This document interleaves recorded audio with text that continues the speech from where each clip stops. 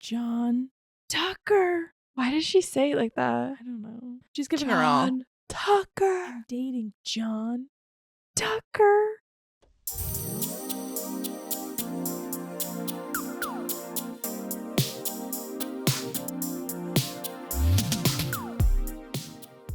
Hello, Hello. and welcome to another episode of Manic Pixie Dream Women. We are your hosts, Layla and Mariah, and this is the podcast where we talk about all things post-grad, entering into the industry, and our favorite films that have inspired us along the way. Yeah. Whoa!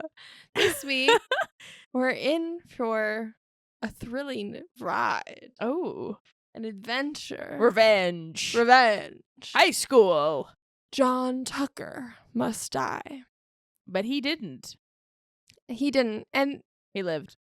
they didn't really do much. Yeah, They didn't, kill him. They didn't kill him. The They plan- didn't that was attempt never to on the kill him. table. Yeah, Unfortunately. yeah. I guess when I had heard, because I had heard about John Tucker must die for so long, and I think I thought that's genuinely what the plot was going to be, like a silly little comedy where they try to kill someone. Nope. It was not that. Anywho, this is a new season. It is. With a new season comes a lot of new things. Mm-hmm. We have a new theme song. Oh. We have the same of everything else. We have new movies. We do. We're doing new movies that are coming out Yeah. as we're recording. And we have new segments. Oh. Insert sound that will be our segment transition sound.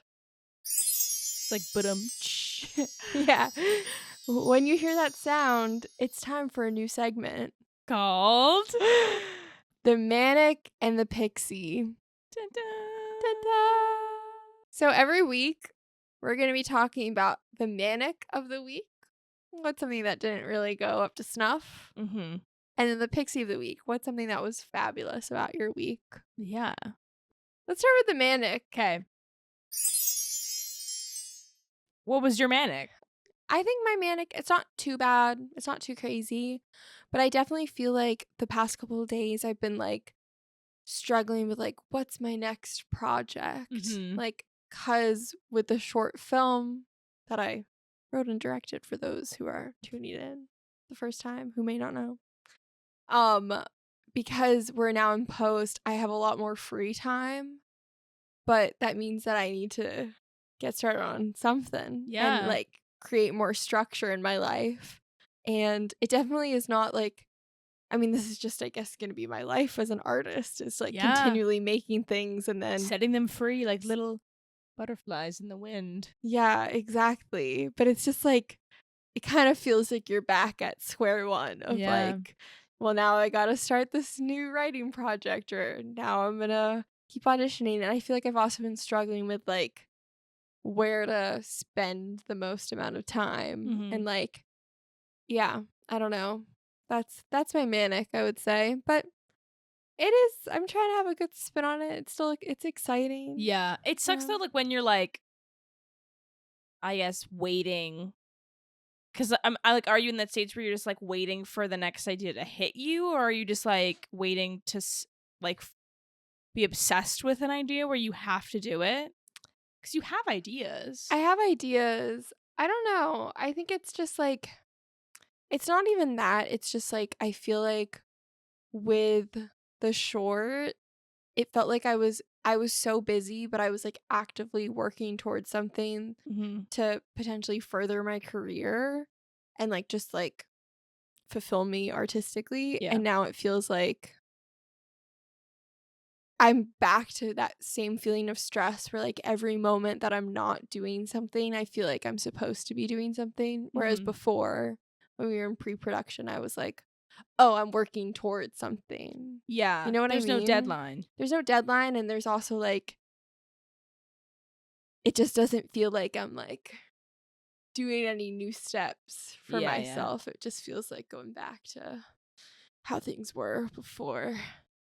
But I guess that's just how it goes. Yeah. Yeah, but I don't know. I'm gonna try to have fun with it. I might keep talking about this with my pixie though in a flip it on its head sort of way. So Okay. yeah, I'll let you go. What was your manic of the Mine week? is definitely that, because sometimes, like, I feel like a lot of writers will relate to this.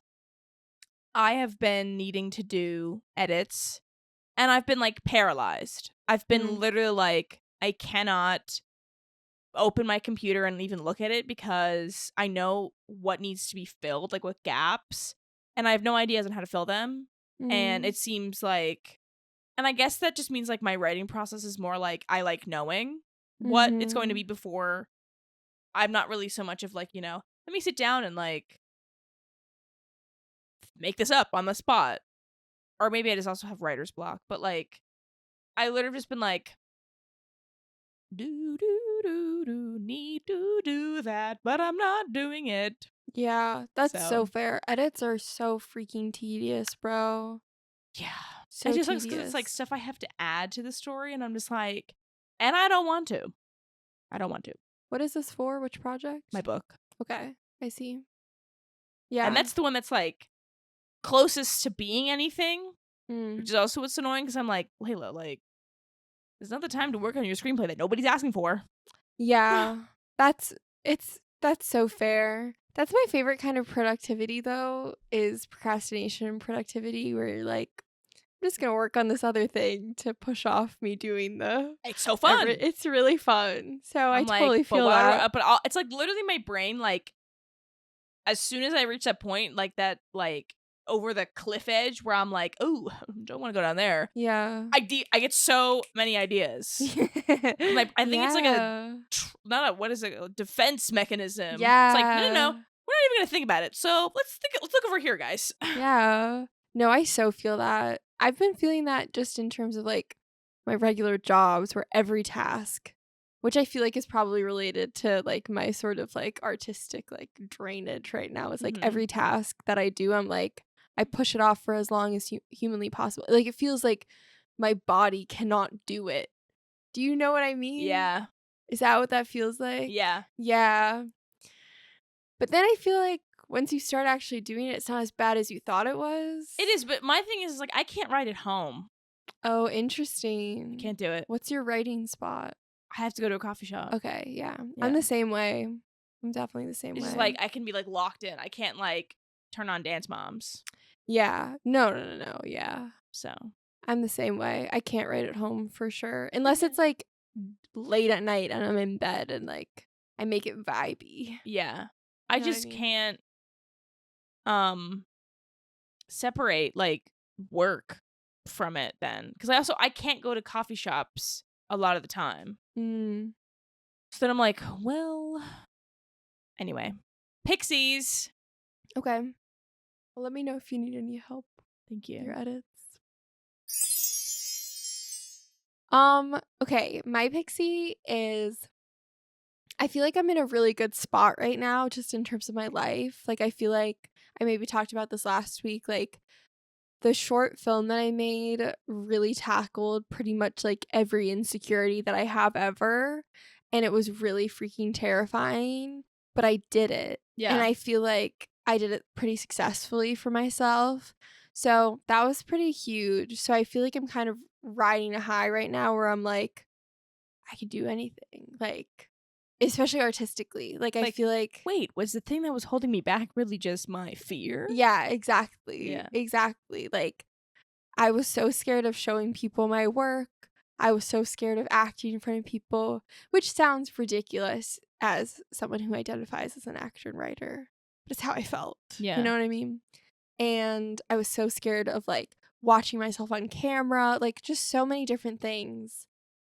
And then I did it. So I'm feeling really good where I'm like, okay, those are huge obstacles that I created in my head that like are no longer there, which is pretty big. But yeah, so I'm feeling pretty good. And then on that side, to relate to my manic, I feel like it's also given me like perspective where I feel like before I thought that I had to like say yes to everything and like submit myself for like every audition and like kind of keep myself like wide open, which I think is still sort of true. But I feel like now I'm like, I more so know what I actually want to work on and like what I want to spend my time doing. So I feel like I'm being more selective in a way that like feels pretty good, if that makes sense. You know what I mean? I don't relate to it in an actor way, no. Yeah, that's fair. Yeah, I guess it is mainly like actory stuff where like I used to feel so stressed out like on Actors Access. I would submit myself for literally everything, even if I was like, ugh, I don't know if I would actually want to like be in a play in Florida for 3 months or like be like submitting myself for a random music video or like do voiceover work. Like, I don't know. I feel like I'm giving myself more freedom to just like spend the time doing what I want, because if I said yes to every self-tape request I got for things that I don't actually want to do, that's a lot of time spent that I could be writing something I want to. You know? You need your Anywho. priorities aligned. Yeah. I still feel a little bit insecure about that, honestly, because I'm like, should I be saying yes to everything? But I don't know. I think people would have different opinions about it. You know what I mean? Yeah. Like, I'm sure there are people who'd be like, yeah, like, you're not in a position not to. And then there are people who'd just be like, it's your fucking life. Yeah. And, like, you've clearly already decided, like, to go down a road that's, like, you want to just do what you want to do. So, like, why would you basically sacrifice all that you've done to get there by then being like, I don't want to do this stuff? Yeah. Because you're already like, okay, well, I want to do what I want to do. Being an actor, why would that stop applying? Yeah. To the acting jobs you take? Say that one more time.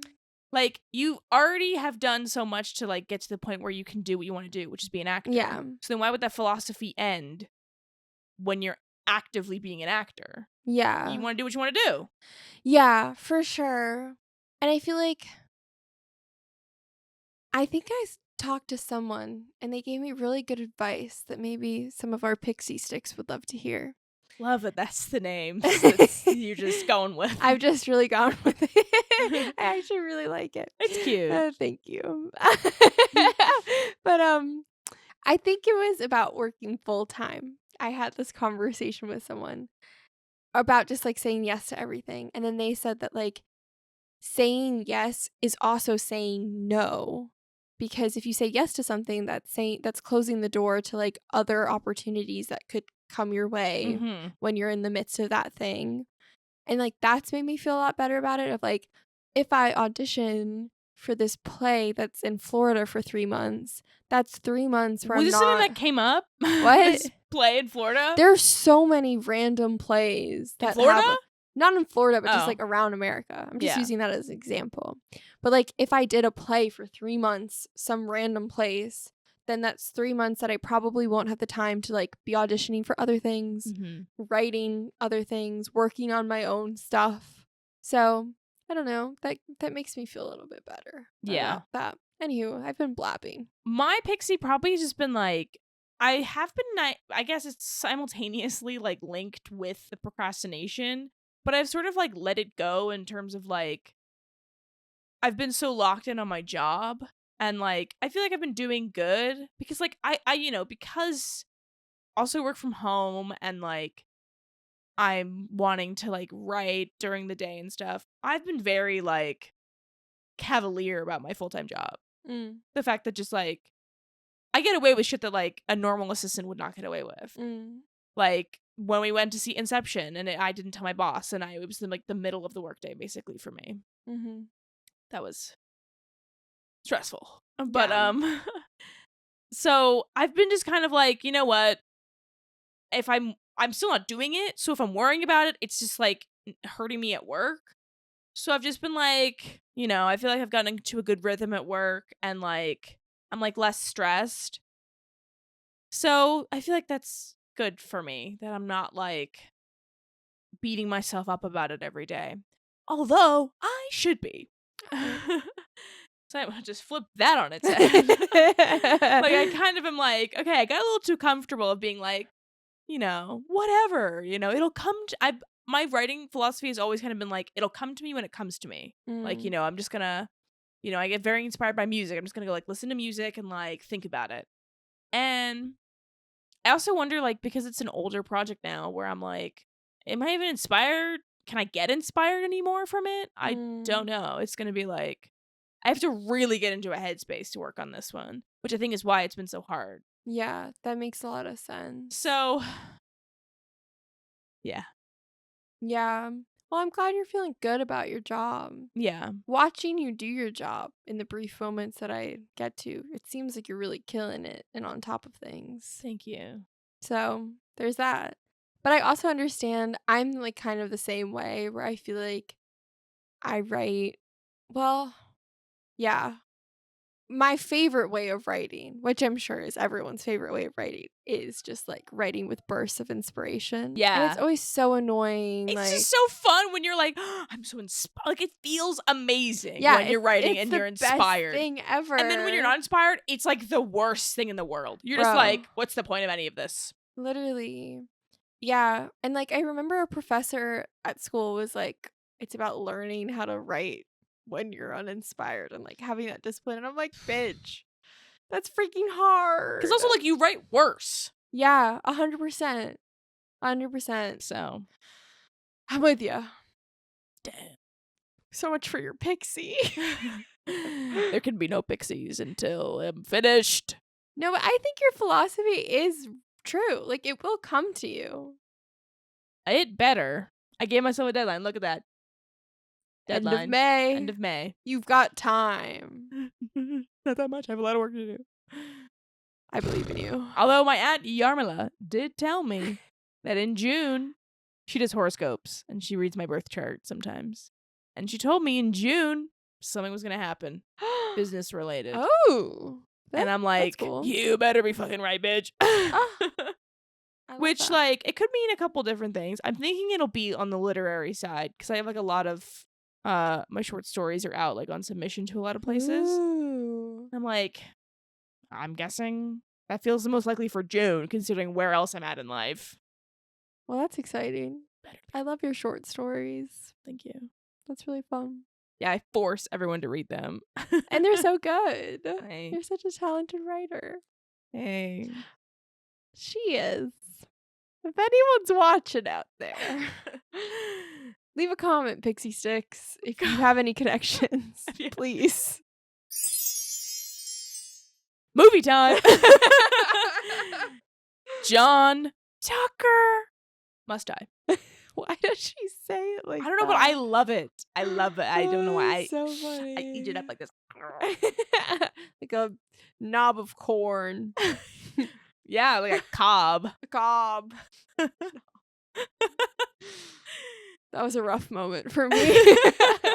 Okay, wait. So this was Mariah's first watch. This was my 72nd. I mean, I don't even know. Oh, really? I've seen it so many times. Definitely a comfort movie for me. Okay, that's fun. And you watched it as a kid, you said? I did. I definitely, like, because this came out in 2006. Like, you know, the era of She's the Man, like that type.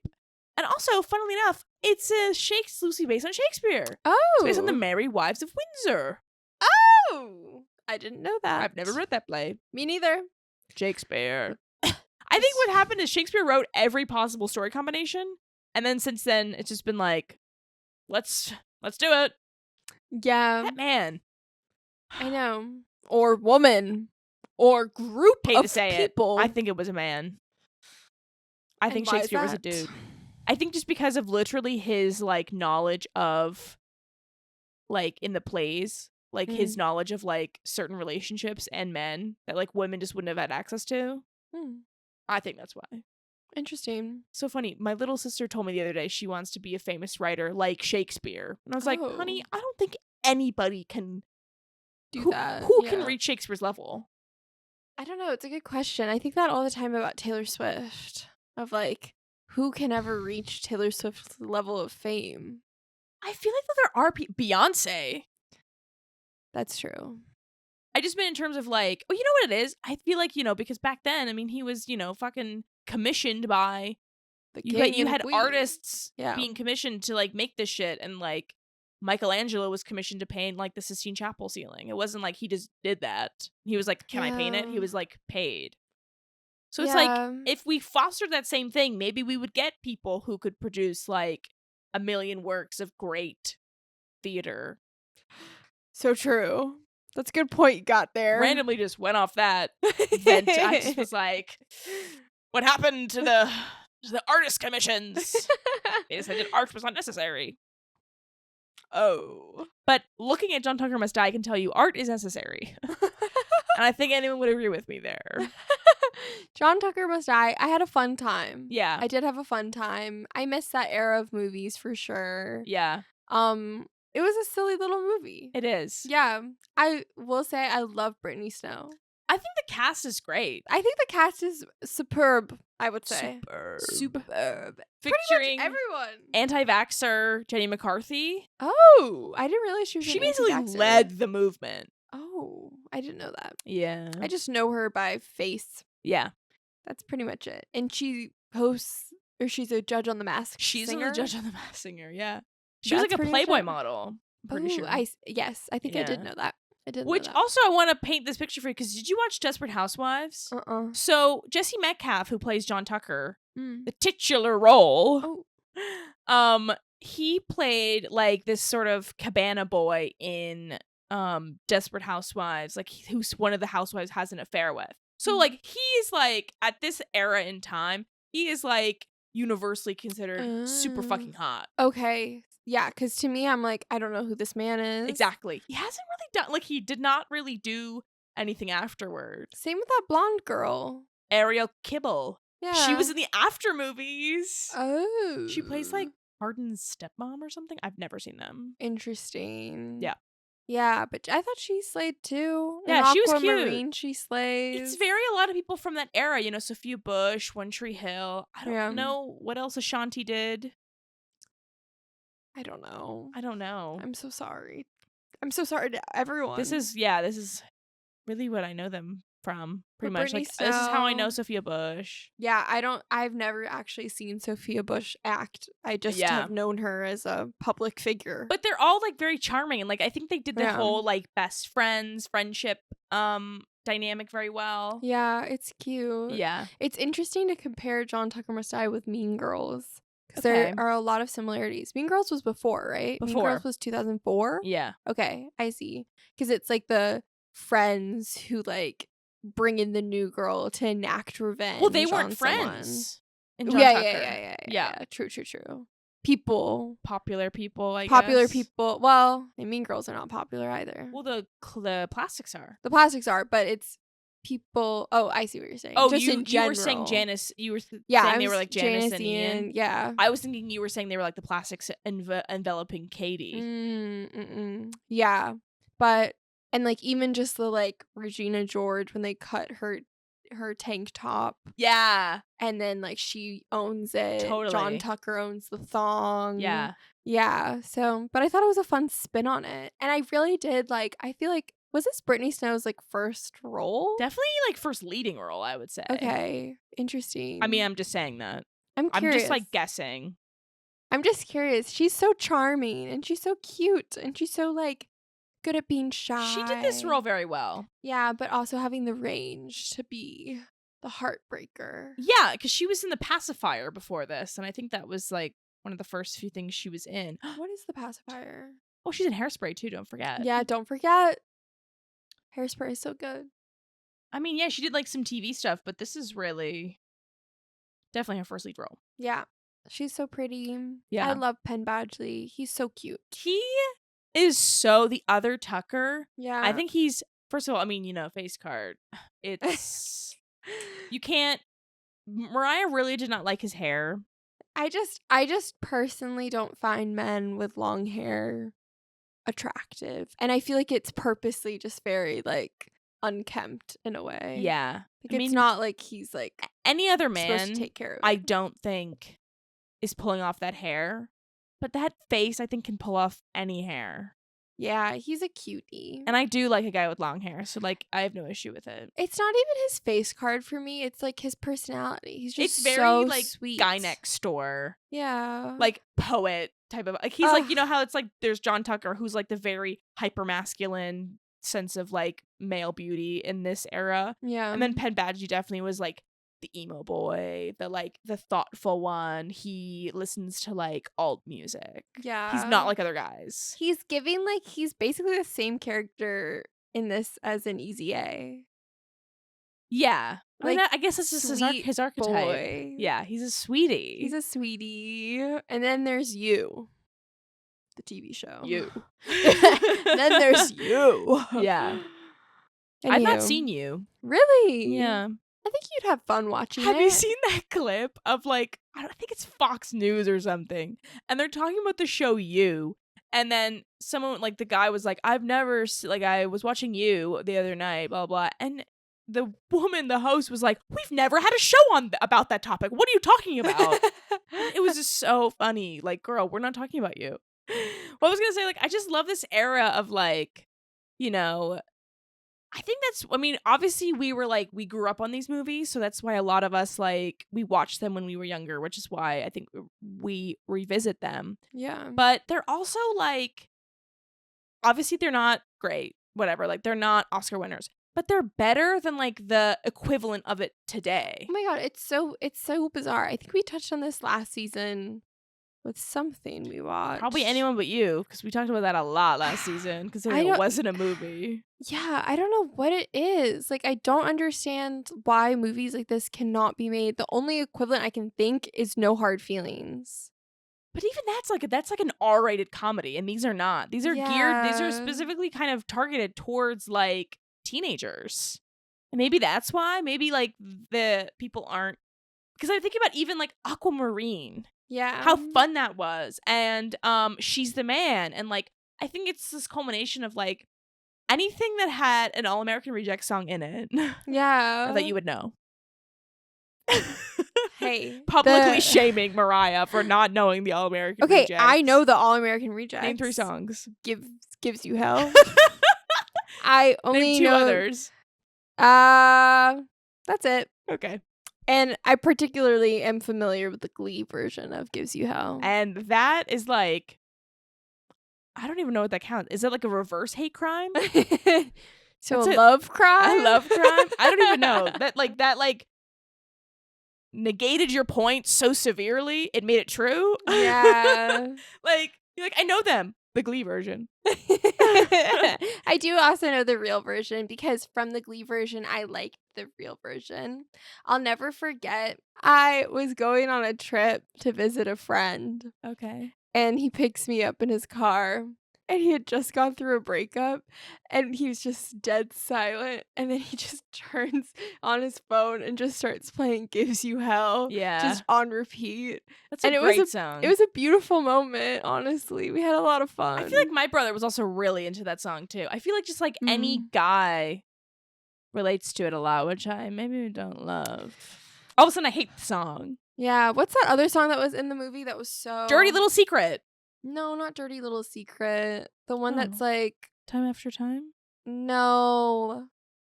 As John Tucker is driving off and... But she's bittersweet. She knocks me off of my feet. Just the Girl by the Click 5. Oh, the Click 5, bro. I remember that music video like that. I can see it. Yeah. That was such a good era in my life. I think I peaked in 2006. Same. I mean, we had Barbie still coming out. We had this still coming out. Your face dropped. Layla's been making fun of me because I stopped watching the Barbie movies after 2006. Which is a crazy time. That's when you start watching them. You're like 5 years old in 2006. I guess I was an early bloomer. Wow. I was 6 years old, 2006. For some part of it. For most of it. Because I was 6 at the beginning. And then you you were 7 for most of 2006. I was. I feel like if we were friends when we were kids, we would have gotten into so many arguments. Like about like semantics. I mean, I didn't know as much. So maybe I was not. a bitch. So I would have been insecure and been like, but I watched the Barbie movies. Which I think I still am. I probably would have been like, haha, loser, you don't watch Barbie? I wasn't like mean. I grew into that. Oh. But anyway. I was a brat, bro. I remember one of my teachers told me at 6 years old, she was like, I think you like drama. And I was like, what are you talking about? And then I was like, she's right. I love to argue. You were secretly like, what are you talking about? This is outrageous. I hate drama. You like gave her a show. Yeah. I was like kind of shy, honestly. Aw, I think I would have bullied you then. I think you would have. I wouldn't have let you. I was not somebody you that was bullied. I just was kind of quieter. Yeah. I will say this one girl, like I definitely had a problem with this girl, 4th grade, 'cause she had the same birthday as me. Bro, that's real. But like to the point where like we were talking about like the time we were born, and she was born before me, and I literally like lied. Like she told me, she was like, I was born at like 12 p.m. and I was born at 8 p.m. So it was like I was born at 8 a.m. So it was like, ain't no way. Like I gotta be first. Yeah, I was crazy. I was crazy in the same way. Yeah. I would have done that. I still actually do that to this day. This is very normal kid behavior. I will say, like, my little brother, he believes everything. You cannot, like, he's very, like, one track. Like, he doesn't like change, I guess. Because I remember one time my dad was trying to get him to go to bed. And so he was like, Nico, everybody is sleeping right now in the entire world. Everybody's asleep.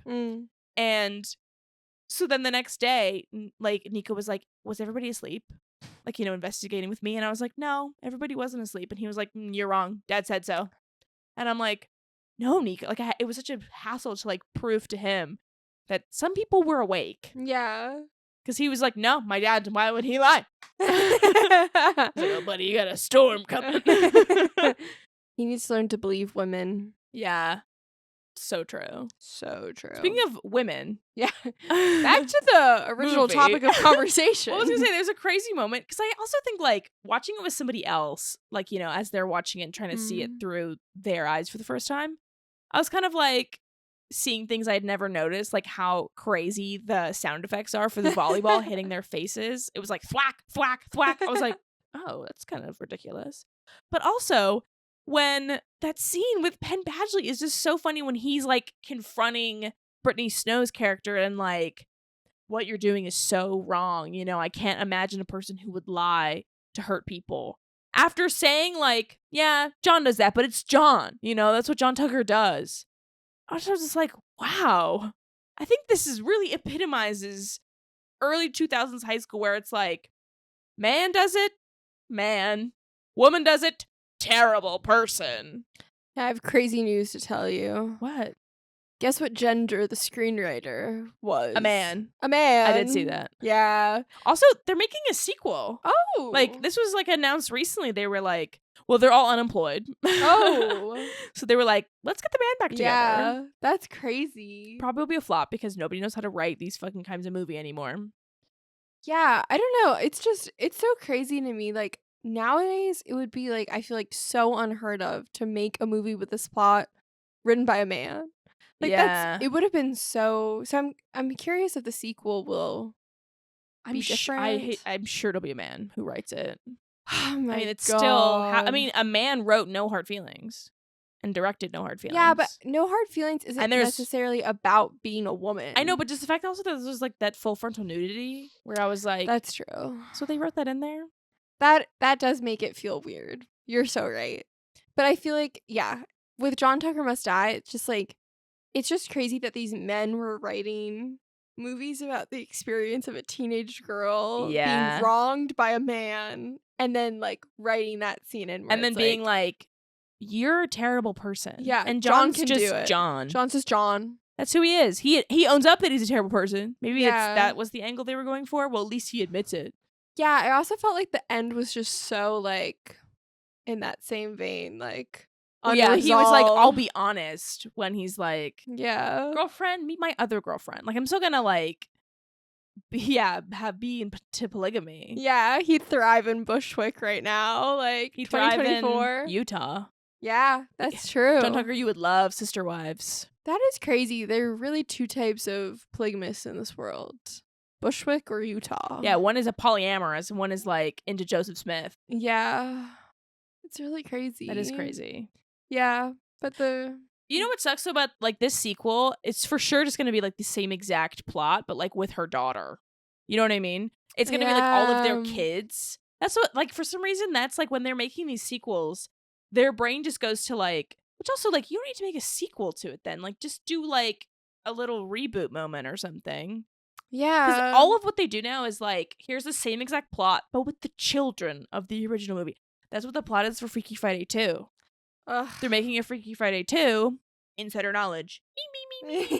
And the plot is literally, like, you know, Lindsay Lohan's character's getting married, and, like, they both have a kid. Like, whatever. So it's just the And same they thing. switch and have to, like, accept that their parents are getting married, which was exactly the plot of the first one. Literally the same plot. Someone called it freaky.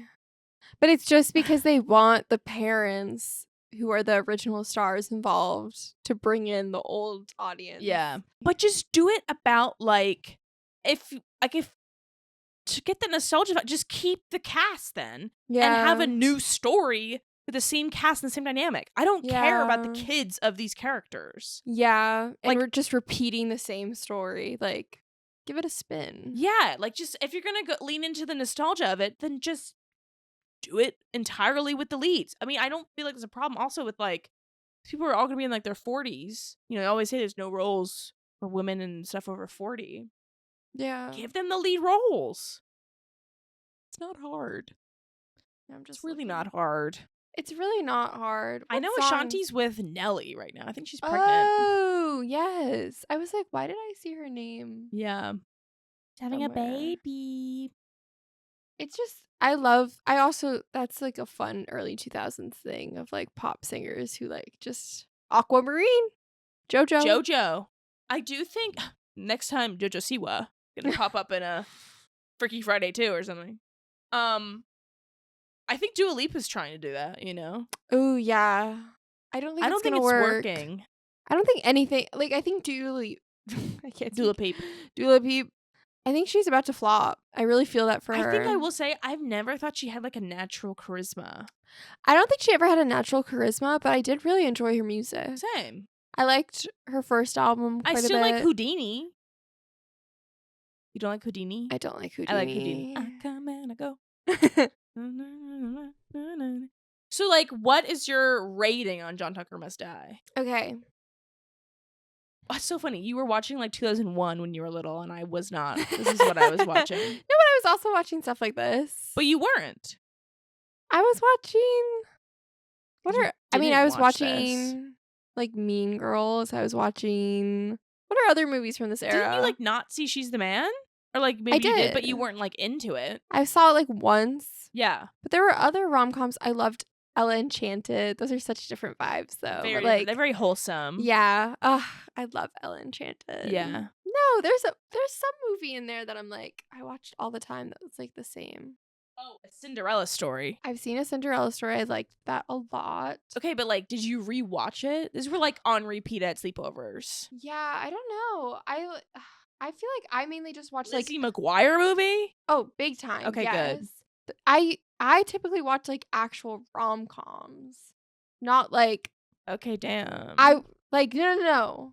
But like not teen comedies. I got it. It'd be like you watch like 13 Going on 30. Yeah. I mean, but like I watched Freaky Friday. That was my Friday. movie. But I feel like it's different. I feel like Freaky Friday is more juvenile than John Tucker Must Die. It is. I didn't really watch movies that were like had any sex components in them. I was a little innocent gal. Not my family. Sisterhood of the Traveling Pants. What a Girl Wants. Sky High. Have you seen What a Girl Wants? No.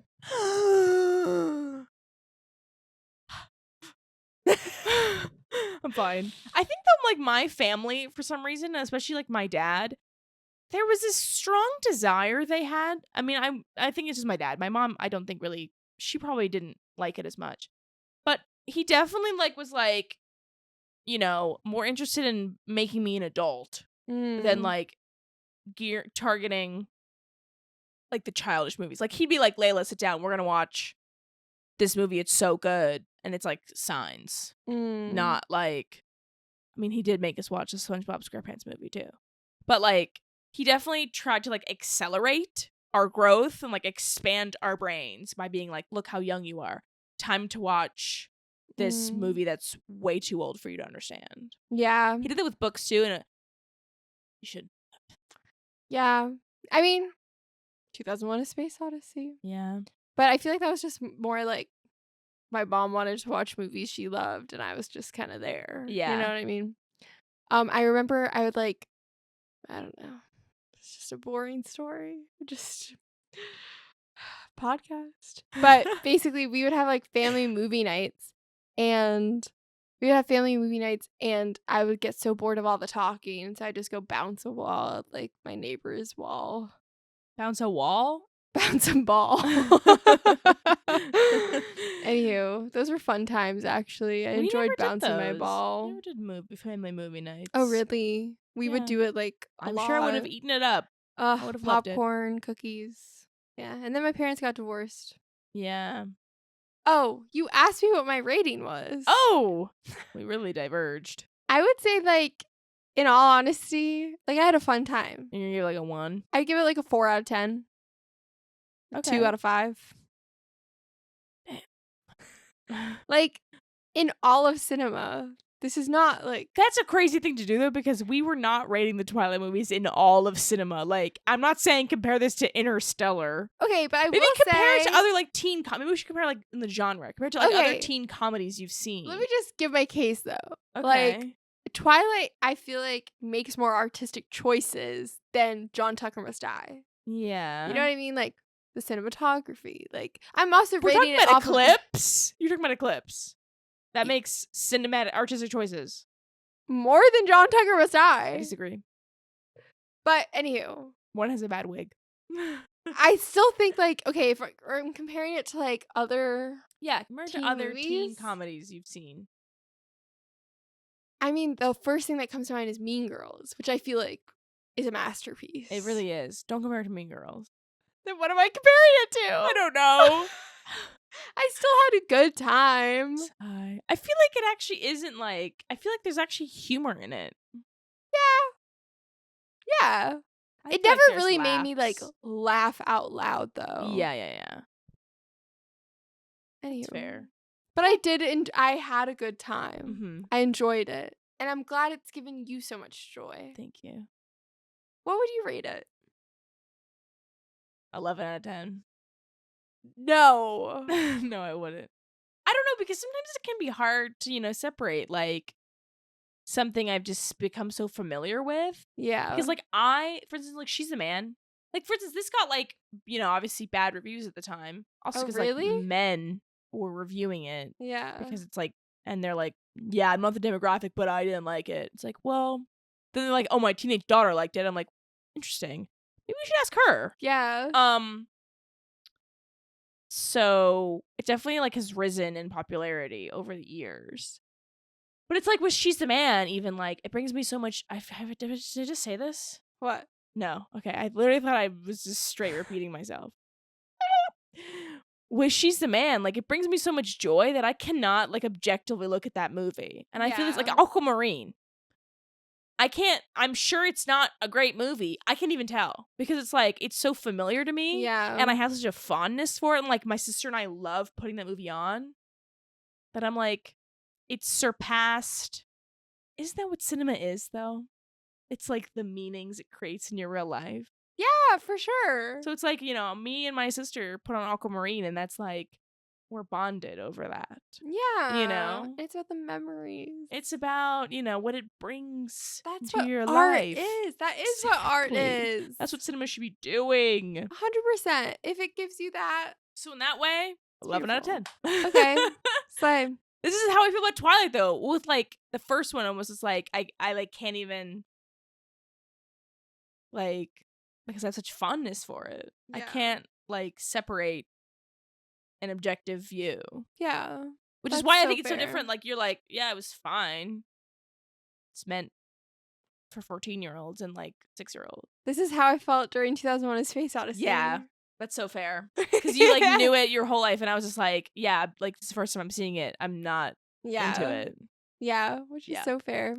Anywho. We should start doing movies we're not emotionally attached to. And then where's the fun in that? So true. Where's the discourse? I'll fight you on this. Oh. Mariah Burka must die. Oh.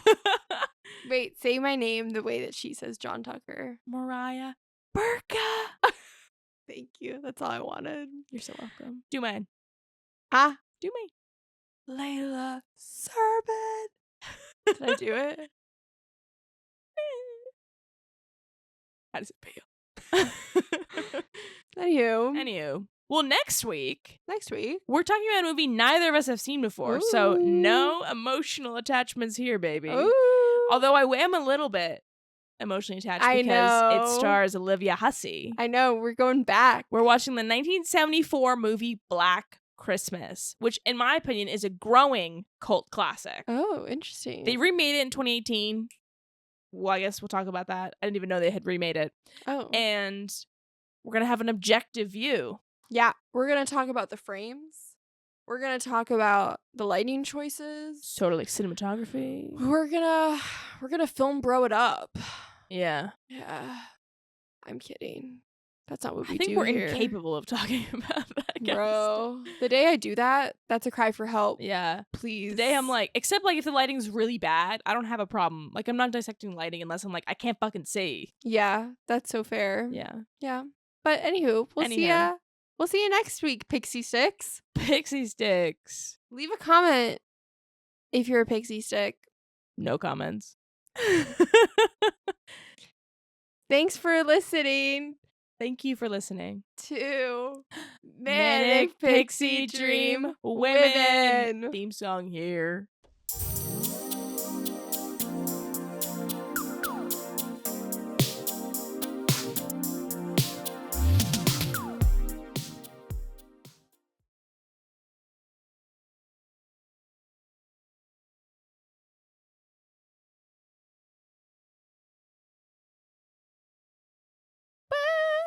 Okay, what's the thumbnail? Oh, hello. I think it should be us because this picture is John Tucker on the bed.